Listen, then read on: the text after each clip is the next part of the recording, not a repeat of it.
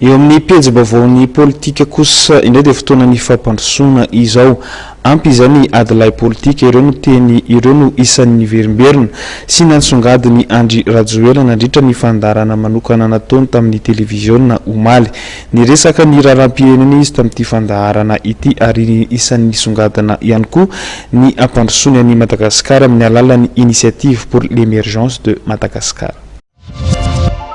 Ampizay ny ady la politika fotoana zao ny fampandrosoana io anisan'ny fanambarana ny verimberina nataony Andry Rajoelina nandritra ny fandarana manokana nataony tamin'ny fahitalavitra omaly anoresahany raharam-pirenena ny ampandrosoana ny Madagasikara no fanavina petrany amin'ny alalan'ny initiative pour l'émergence de Madagascar IEM tsy antoko politika tsy manavaka loko politika ny IEM araka ny fanazavana noety ny Andry Rajoelina ny antsoan'ny fiarahan'ny malagasy rehetra mientana izy andray andraikitra amin'ny sehatra misy ny tsirairay avy ary hitondra ny anjara biriky ho an'ny fampandrosoana mikasika manokana ny Marc Ravalomanana izay nifandona ara-politika tamin'ny raharaha 2024 nilaza Andry Rajoelina fa tsy mialonjafy ny IEM ary tokony avela ny fankahalana ary miendrika ny fampandrosoana ny vahoaka malagasy nosoritany ihany koa fa tsy azo heverina ny siny ny fiarahany eo amin'ny timma sy ny mapara amina fifidianana ary ny mapara dia vonina hiatrika ny mpifaninana aminy raha nantanina ny alovana petraka hitetezamita i Andry Rajoelina dia nanadio ny tenany ary nilaza fa tafiditra ao anatin'ny olona demokrata izy tsy mpanonga-panjakany Andry Rajoelina fa révolutionnaire no sady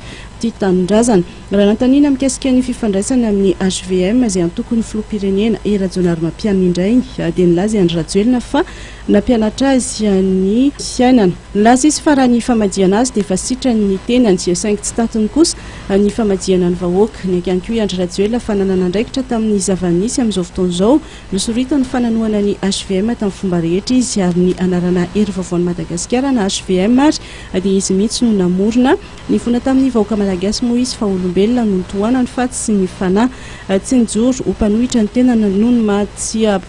badikevitra ny mapara saingy kosa ny teny hatrany ny tsy mety eto amin'ny firenena nambarana Andry Rajoelina fa tsy mitsahatra miaratsy ny fiainan'ny malagasy voasokajy ho firenena fahadimy mahantra indrindra natany Madagasikara tsy mitsaha mitotokana ny arena isam-batan'olona ny sandany ariary tsy mitsaha miakatra ihany koa ny vidim-piainana sy ny vidin'ny herinaratra eto amintsika saingy tsy very fanantenana izy fa ho azy misy ny vahaolana ary mbola afaka tanterana ny fampandrosoana ny Madagasikara ny fitantanana madio ny arem-pirenena toy ny volamena ary fampiroboroboana ny angovo azovaozina no anisan'ny vina ary fomba no tanisaindy ahafana manatsara ny toekarena malagasy tsy mbola nilaza ofisialy na irotsaka ho fidinana tsy amin'ny fifidianana filoham-pirenena Andry Rajoelina saingy efa nilaza kosa izy fa raha izy no tonga eo amin'ny fahefana dia hiara-iasa amin'ny ben'ny tanàna na Antananarivo renivohitra n'inona fironana politika anana ny ben'ny tanàna misy ary milaza fa malahelo ny zava-misy momba ny fitantanana ny renivohitra ny tenany nilaza ihany koa moa Andry Rajoelina fa niady amin'ny tsy fandriam-pahalemana sy ny kolikoly no ady voalohany tontosay.